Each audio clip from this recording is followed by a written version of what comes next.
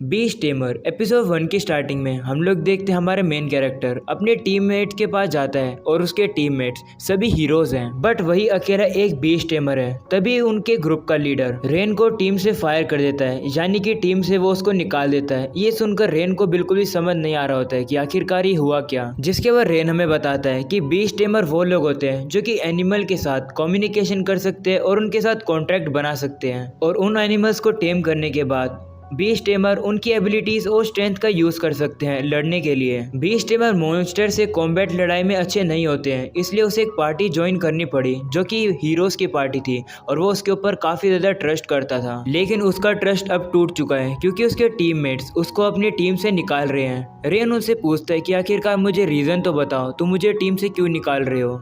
तभी एक हीरो जिसका नाम लियन होता है वो रेन के पास आकर कहती है कि क्या तुम ये पहचान नहीं सकते हो कि हम तुम्हें क्यों निकाल रहे हैं, क्योंकि तुम हमारे लिए यूजलेस हो। तभी आरियोस भी कहता है ये सही कह रही है, तुमने आज तक किसी भी एनिमी को डैमेज नहीं दिया है, बल्कि हमें आना पड़ता है तुम्हें बचाने के लिए। तुम अपने एनिमल्स का यूज सामान कैरी करने के लिए और स्काउटिंग के लिए करते हो, तो तुम्हें नहीं लगता कि ये एक वर्थलेस चीज है। तभी बाकी टीम के लोग भी इसी बारे में बात करने लगते हैं और कहने लगते हैं कि हमें रेन को शुरुआत से ही अपनी टीम में नहीं रखना चाहिए था, हमें हमेशा ही इसको आके बचाना होता है, और इसकी वजह से हम लोग काफी ज्यादा पीछे हो जाते हैं। ये सुनकर रेन को काफ़ी ज़्यादा बुरा लगता है। तभी उसके टीममेट्स उसे कहते हैं कि जाने से पहले अपने सारे इक्विपमेंट और गियर यहीं छोड़ जाना, क्योंकि वो सब हमने तुम्हें दिए थे। जिसके बाद रेन बिना कुछ कहे अपने सारे गियर उतार कर वहाँ से चला जाता है। जिसके बाद रेन आराम से टाउन में एक चेयर के ऊपर बैठा होता है और याद करता है कि मिशन के टाइम पर उसके सारे टीममेट्स उसकी बेइज्जती किया करते थे और उसे हमेशा कमज़ोर बुलाया करते थे। इससे रेन को इतना तो पता चल जाता है कि उसके टीममेट्स उसकी स्टार्टिंग से ही चिंता नहीं करते थे। जिसके बाद वो सोचने लगता है कि इन सब बातों को छोड़ो, अब इम्पोर्टेंट बात यह है कि आखिरकार मुझे अब क्या करना चाहिए, क्योंकि मेरे पास अब कुछ भी नहीं बचा है। रेन इस बारे में सोच रहा होता है। तभी कुछ बच्चे रेन के पास आ जाते हैं और रेन से पूछते हैं कि क्या आपने अपनी जॉब को पूरा कर लिया है, अगर आपकी जॉब पूरी हो गई है तो क्या आप हमें वही करके दिखाएंगे। रेन इन बच्चों को एक्साइटेड देखकर काफी खुश हो जाता है। जिसके बाद वो खड़ा होता है और आसमान की तरफ एक ईगल को देखता है और अपने हाथ को आगे करके उसको टेम कर लेता है। जिसके बाद वो ईगल उनके पास आकर आ जाती है और उनको हेलो करने लगती है। ये देखकर सभी बच्चे काफ़ी ज़्यादा खुश हो जाते हैं। जिसके बाद रेन कहते हैं कि ये एक टेम्पररी कॉन्ट्रैक्ट था और इसलिए मुझे इसे जाने देना चाहिए। जिसके बाद रेन कॉन्ट्रैक्ट को ओवर करता है और ईगल को जाने देता है। तब सारे बच्चे उदास होकर रेन से कहते हैं कि आखिरकार आपने इसे वापस क्यों भेज दिया। जिस पर रेन कहते हैं मैंने तुमसे पहले कहा था ये एक टेम्पररी कॉन्ट्रैक्ट है, इस कॉन्ट्रैक्ट को बनाना ईजी है, बट ये ज़्यादा समय के लिए नहीं चल सकता है। ये सुनकर सारे बच्चे कहते हैं आप तो काफ़ी ज़्यादा अमेजिंग हो, मैं बड़े होकर बीस्ट टेमर बनना चाहता हूँ। तो रेन उनसे पूछते कि तुम तो पहले कह रहे थे कि तुम एक हीरो बनना चाहते हो, लेकिन अब बीस्ट टेमर क्यों। तब बच्चे कहते हैं कि अब हमें हीरोज पसंद नहीं है, हीरोज काफी ज्यादा एनोइंग लगते हैं, जब हम लोग उनके पास जाते हैं वो हमारे साथ अच्छा बिहेव नहीं करते हैं और इसी वजह से हमें वो पसंद नहीं है। ये सुनकर रेन को भी अब समझ आता है कि इस टाउन के मर्चेंट हीरोज को वेपन सप्लाई करना क्यों नहीं पसंद करते हैं। तभी बच्चे कहते हैं कि तुम कितने अलग हो, तुम हमारे साथ हमेशा खेलते हो और तुम हमारे साथ अच्छा बिहेव भी करते हो। रेन अपनी तारीफ सुन के मन में सोचता है कि अब ये और भी ज्यादा मुश्किल हो गया है इन लोगों को बताना कि मैं उस टीम में से अब फायर्ड हो चुका हूँ। तभी एक बच्चा कहता है कि वो बड़ा होकर एक एडवेंचरर बनेगा और पूरे वर्ल्ड के अंदर ट्रेवल करेगा और काफी ज्यादा पैसे कमाएगा। उस बच्चे की बात को सुनकर रेन भी सोचता है कि एडवेंचर बनना ठीक रहेगा, क्योंकि एक एडवेंचर अपनी मर्जी से कुछ भी कर सकता है और उसे अपने स्किल के हिसाब से ही जॉब लेनी होती है। अच्छा है मैं टीम से फायर्ड हो गया हूँ तो मुझे डीमन किंग को मारने की चिंता नहीं करनी पड़ेगी और मैं एक एडवेंचर बन जाऊंगा। जिसके बाद रेन एडवेंचर गिल्ड में पहुंचता है, जहां पर रिसेप्शनिस्ट उसके एडवेंचर ट्रायल को शुरू करने की बात करती है, लेकिन रेन उसको रोककर कहते हैं कि शुरू करने से पहले क्या तुम मुझे एडवेंचरर के बारे में थोड़ा बता सकती हो, क्योंकि मैं थोड़ा अभी नया हूं। तो रिसेप्शनिस्ट कहती है काफी सारे लोग स्टार्टिंग की इन्फॉर्मेशन पर इतना गौर नहीं करते हैं, लेकिन तुमने अच्छा हुआ पूछ लिया, इसलिए मैं तुम्हें सारा कुछ समझा देती हूँ। जिसके बाद वो रेन को पूरी तरीके से सारी इन्फॉर्मेशन बता देती है कि आखिरकार उसे मॉन्स्टर को मारने के बाद उसकी रैंक कैसे बढ़ेगी। जिसके बाद सारी इन्फॉर्मेशन सुनने के बाद रेन पूरी तरीके से रेडी हो जाता है। तब रिसेप्शनिस्ट कहती है कि चलो तुम्हें अब बताया जाए कि तुम्हें अपने एडवेंचरर ट्रायल में क्या करना है। जिसके बाद वो रेन से उसकी क्लास पूछती है, तो रेन उसे कहता है कि मैं एक बीस्ट टेमर हूँ। ये सुनकर रिसेप्शनिस्ट थोड़ा घबरा जाती है और रेन से कहती है कि क्या तुम अकेले ही ठीक रहोगे, क्योंकि एडवेंचरर बनना काफी ज्यादा खतरनाक है। लेकिन रेन ने ठान लिया था कि वो एक एडवेंचरर बनेगा। जिसके बाद वो रिसेप्शनिस्ट से कहता है कि मैं पूरी तरीके से तैयार हूँ। जिसके बाद रेन अपने एडवेंचर एडवेंचर ट्रायल में आ जाता है, जहाँ पर उसका मिशन होता है कि उसे 10 गोब्लिन्स को मारना है, 20 मेडिसिन हर्ब्स को कलेक्ट करना है। रिसेप्शनिस्ट उसको बताते हैं कि ये एडवेंचर ट्रायल इसलिए हो रहा है ताकि देखा जाए कि वो गिल्ड के लिए काबिल है या फिर नहीं। जिसके बाद हमें रेन को दिखाया जाता है जो कि सारे गोब्लिन्स को मार देता है और उसे उनको हराने के बाद उन गोब्लिन्स के अंदर से क्रिस्टल मिलते हैं जिसको वो कलेक्ट करता है और उसके बाद 10 क्रिस्टल कलेक्ट हो जाते हैं। जिसके बाद हमें दिखाया जाता है कि रेन ने एक स्क्विरल का यूज किया था गोब्लिन्स को ढूंढने के लिए, जिसके बाद वो अपने कॉन्ट्रैक्ट को खत्म करता है और स्क्विरल को वहां से जाने देता है। उसके बाद वो सोचता है कि लगता है बीस्ट टेमर के लिए ये रैंक F के मॉन्स्टर हराने इतने भी ज्यादा मुश्किल नहीं है। नेक्स्ट वो सोचता है कि मैंने 10 क्रिस्टल तो कलेक्ट कर लिए हैं और अब मुझे सिर्फ उन हर्ब्स को कलेक्ट करना है और मैं वापस गिल्ड के अंदर जा सकता हूँ। तभी अचानक से उसे किसी की चिल्लाने की आवाज आती है तो वो अंदर जंगल के अंदर जाने लगता है। जिसके बाद वो देखता है कि एक मॉन्स्टर जो कि रैंक D का है और उसके लिए वो काफी ज्यादा खतरनाक है, लेकिन फिर भी वो ये ना देखते हुए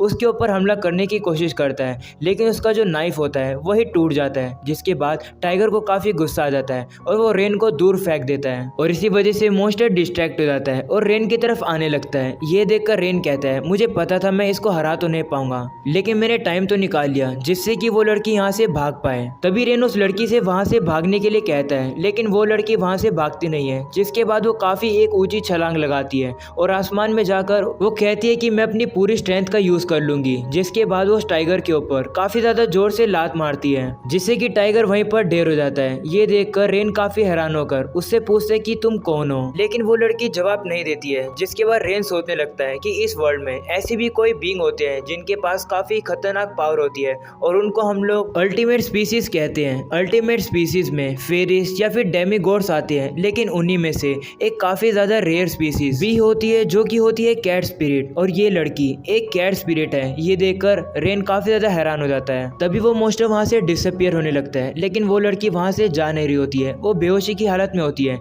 जिसकी वजह से वो नीचे गिर जाती है। तो रेन जाकर उसको पकड़ लेता है। जिसके बाद वो उससे पूछते हैं कि क्या तुम ठीक हो। तभी वो लड़की कहने लगती है नहीं, मुझे काफी ज्यादा भूख लग रही है। तो रेन उसे खाने के लिए खाना दे देता है। उसे खाना खाते हुए देख रेन सोचने लगता है कि ये लड़की की तो स्पीसीज इतनी ज्यादा रेयर है क्योंकि ये तो एक्सटिंक्ट होने वाली थी। ये मैजिक तो यूज नहीं कर सकते हैं, लेकिन इनके पास काफी ज्यादा एथलेटिक एबिलिटीज होती है और काफी ज्यादा फिजिकल पावर होती है, जिससे कि इनको काफी ज्यादा अल्टीमेट जगह मिलती है वर्ल्ड के अंदर। जिसके बाद वो लड़की खाना खा लेती है और रेन को शुक्रिया करती है खाना देने के लिए और कहती है कि अगर तुम मुझे खाना नहीं देते तो मुझे लगा था कि मैं मर जाती, क्योंकि मैंने काफी दिनों से खाना नहीं खाया था। ये सुनकर रेन सोचने लगता है कि लगता है ये लड़की की हालत कुछ ज्यादा ही खराब थी। जिसके बाद वो लड़की रेन को अपना इंट्रोडक्शन देकर कहती है कि मेरा नाम कनाडे है और जैसे तुम देख सकते हो मैं कैट ट्राइब से हूँ। जिसके बाद रेन भी अपना इंट्रोडक्शन देता है और कहता है कि मैं तुमसे जब मिला जब मैं अपना एडवेंचर ट्रायल दे रहा था। ये सुनकर कनाडे खुश हो जाती है और कहती है अच्छा हुआ तुम मुझे बचाने के लिए आ गए। जिसके बाद रेन कनाडे से पूछता है कि आखिरकार तुम इस जगह पर कर क्या रही थी, क्योंकि तुम्हारी स्पीसीज तो काफी ज्यादा रेयर है और ये एक ऐसे कॉमन फॉरेस्ट में तुम क्या कर रही थी। जिस पर कनाडे कहती है कि एक्चुअली में वो माउंटेन्स के डीप में रहा करती थी, लेकिन वहाँ पर कोई ज्यादा लोग बचे नहीं थे, इसलिए वो काफी ज्यादा बोर हो गई थी और मैं एक जर्नी पर निकल गई जहाँ पर मैं तुमसे मिली। तो क्या तुम्हें नहीं लगता कि ये एक फेट है। जिसके बाद कनाडे रेन से उसके बारे में पूछती है तो रेन उसे अपने बारे में सब कुछ बता देता है और बताता है कि वो 6 महीने से हीरोज की पार्टी में था। जिसके बाद रेन मन में सोचता है कि मैं अपने पार्टी के बारे में याद तो नहीं करना चाहता हूँ क्योंकि मुझे काफी ज्यादा दुख होता है, लेकिन पता नहीं क्यों ये काफी ज्यादा स्ट्रेंज है। मैं कनाडे को सारी बातें बता रहा हूँ। रेन की स्टोरी सुनने के बाद कनाडे रुकती है और रेन से कहती है उन हीरोज को शर्म आनी चाहिए, आखिरकार वो तुम्हें अपनी ही पार्टी से कैसे निकाल सकते हैं जबकि तुम तो कितने अच्छे पर्सन हो। जिस पर रेन उनसे पूछते कि क्या तुम मेरी स्टोरी सुनने के बाद उन पर गुस्सा हो। जिस पर कनाडे कहती है बिल्कुल। तो रेन हंस के कहता है तुम कितनी ज्यादा स्वीट हो, लेकिन अब सब कुछ ठीक है। अगर मैं उनके लिए मुसीबत था तो शायद से मैं उनकी पार्टी को पीछे ही खींचता, और अच्छा है मैं उनकी टीम को अब लीव कर चुका हूँ। तो कनाडे कहती है कि अगर तुम गुस्सा नहीं हो तो मैं भी उन पर गुस्सा नहीं होंगी। ये सुनकर रेन खुश हो जाता है और कनाडे से शुक्रिया करके उसके सर पर पैट करने लगता है। तभी रेन को रियलाइज होता है कि कहीं कनाडे बुरा ना मान जाए मैं उसको टच कर रहा हूँ, लेकिन वहीं पर कनाडे को काफी ज्यादा अच्छा लग रहा होता है। तो रेन रिलीफ होकर कहता है लगता है इसको इतना भी बुरा नहीं लग रहा है। जिसके बाद कनाडे रेन से कहती है एक बात मैं तुम्हें क्लियर कर दूं, तुम वीक नहीं हो, तुम यूजलेस नहीं हो, बल्कि तुम काफी ज्यादा स्ट्रॉन्ग हो। तो रेन कहता है कि मैं तो बस एक बीस्ट टेमर हूँ। तो कनाडे कहती है कि तुम्हारा टैलेंट काफ़ी ज़्यादा अच्छा है और मैं पक्के से कह सकती हूँ कि तुम मुझे टेम कर सकती हो, क्योंकि जिस मोमेंट पर मैंने तुम्हें देखा था तो मुझे फीलिंग आ गई थी कि तुम ही एक ऐसे पर्सन हो जो कि मुझे टेम कर सकती हो। अगर तुम्हें नहीं पता हो तो मैं तुम्हें बता दूँ, क्यों इस वर्ल्ड में काफ़ी ज़्यादा कम लोग हैं जो कि मेरे जैसे कैट स्पिरिट को टेम कर सकते हैं और तुम उन्हीं में से एक हो। कनाडे की बात सुनने के बाद रेन सोच में पड़ जाता है और वो सोचने लगता है कि अगर मैंने कनाडे जैसी अल्टीमेट स्पीसीज को टेम कर लिया तो मेरे लिए काफ़ी बड़ी हेल्प हो जाएगी और मेरे साथ दोबारा कभी भी बुरा नहीं होगा। रेन कनाडे की तरफ देखकर कहते हैं कि रीज़न ये नहीं है कि मैं कनाडे को इसलिए टेम करना चाहता हूँ क्योंकि वो अल्टीमेट स्पीसीज़ है। मैं कनाडे को टेम इसलिए करना चाहता हूँ क्योंकि मैं कनाडे को अच्छे से जानना चाहता हूँ और उसके साथ रहना चाहता हूँ। जिसके बाद वो कनाडे को हाँ कर देता है कि वो उसको टेम करेगा। ये सुनकर कनाडे भी खुश हो जाती है। तभी जिसके बाद रेन अपनी स्पेल का यूज़ करता है और कनाडा को टेम करने की कोशिश करता है। रेन कहता है कि ये कॉन्ट्रैक्ट हमारे बीच में एक बॉन्ड को बनाएगा, जिसके बाद वो टेम करना शुरू करता है। लास्ट स्टेप में रेन सोचता है कि जिस मोमेंट पर कनाडा अपना नाम मुझे दे देगी तब कॉन्ट्रैक्ट बन जाएगा। जिसके बाद कनाडा अपना नाम बोलती है और उनके बीच में एक कॉन्ट्रैक्ट बन जाता है। जिसके बाद कनाडे देखते हैं कि उसके हाथ में एक अजीब सा पैटर्न होता है, तो रेन उसे बताता है कि ये एक सिंबल है कि हमारे बीच में एक कॉन्ट्रैक्ट बन चुका है। ये सुनकर कनाडे खुश हो जाती है और रेन से कहती है कि क्या सच्ची में इसका मतलब है कि हम दोनों एक दूसरे से बाउंड हो चुके हैं। ये सुनकर रेन भी काफ़ी खुश हो जाता है और कनाडे से कहता है हाँ ये वही सिंबल है हमारे बॉन्ड का। जिसके बाद वो दोनों एक दूसरे से हाथ मिलाते हैं। कनाडे रेन से कहती है कि मैं आपसे तुम्हारे साथ ट्रैवल करने वाली हूँ, काफ़ी मज़ा आने वाला है। जिस पर रेन भी कहता है हाँ। रेन जिसके बाद मन में सोचने लगता है कि मैं एक बीस्ट टेमर था जिसको हीरोज़ की पार्टी ने किक आउट कर दिया था, लेकिन अब कौन बिलीव कर सकता है कि मैं अब से एक अल्टीमेट स्पीसीज के साथ काम करने वाला हूँ। जिसके बाद रेन अपने एडवेंचर ट्रायल को पूरा करने के लिए एक काफ़ी खुली जगह पर आ जाता है, जहाँ पर वो कुछ रैबिट्स के साथ अपना टेम्परेरी कॉन्ट्रैक्ट करता है और उन्हें ऑर्डर देता है जाके उन हब्स को ढूंढो। वहीं पर कनाडे काफ़ी ज़्यादा अजीब बिहेव कर रही होती है और रेन से कहती है आखिरकार तुम इतने सारे रैबिट के साथ टेम्परेरी कॉन्ट्रैक्ट एक ही बार में कैसे बना सकते हो। जिस पर रेन कहता है ये तो काफ़ी आसान है। जिस पर कनाडे कहती है लेकिन ये तो काफ़ी ज़्यादा रेयर है। वैसे भी एक बीस्ट टेमर एक टेम्परेरी कॉन्ट्रैक्ट को एक ही पर्सन के ऊपर एक ही टाइम पर कर सकता है, और साथ तुमने मुझे भी टेम किया हुआ है तो तुम किसी और को टेम कर ही नहीं पाओगे, लेकिन फिर भी तुमने इन रैबिट के साथ कॉन्टैक्ट बनाया जो कि इम्पॉसिबल है। तो रेन कहते हैं कि जहाँ पर से वो आया है वहाँ पर सभी लोग ऐसी चीजें कर सकते हैं, तो ये एक बीस्ट टेमर के लिए तो नॉर्मल चीज है ना। जिस पर कनाडे परेशान होकर कहते हैं नहीं ये बिल्कुल भी नॉर्मल नहीं है। जिसके बाद एपिसोड हो जाता है यहीं पर खत्म।